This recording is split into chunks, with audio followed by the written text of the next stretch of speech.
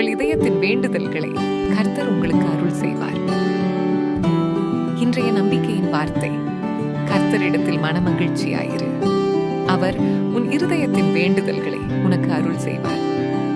சங்கீதம் அதிகாரம் 37 வசனம்: 4 இருளில் வழித வரவோ அந்த பாதையில் கால் வைக்கவோ கூடாது. அதிலிருந்து விலகிரு, அங்கே கூட போகாதே. நீதிமொழிகள் அதிகாரம் 4 வசனம் 14, 15. தீயவர்கள் தீமையான காரியங்களை செய்யாமல் இருந்தால் நிம்மதியாய் இருக்க மாட்டார்கள். ஒருவருக்கு தீங்கு செய்யும் வரை அவர்கள் திருப்தி அடைய மாட்டார்கள். அவர்கள் தீமையை உண்டு இருளின் மதுவை குடிக்கிறார்கள். பொல்லாதவர்கள் காரிருளில் நடக்கிறார்கள். மூடுபனியில் பயணிப்பவர்களைப் போல அவர்கள் ஏன் பொல்லாத காரியங்களில் தவறி விடுகிறோம் என்று கூட அறியாதிருக்கிறார்கள். எனவே தீமையான இருளில் அலையாதீர்கள், அந்த பாதையில் கால் வைக்காதீர்கள்.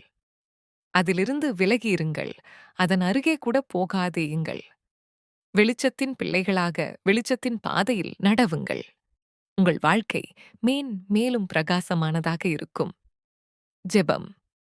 கர்த்தராகிய இயேசுவே, இருளிலிருந்தும் தீமையிலிருந்தும் விலகியிருக்க எனக்கு உதவி செய்யும். ஆமென்.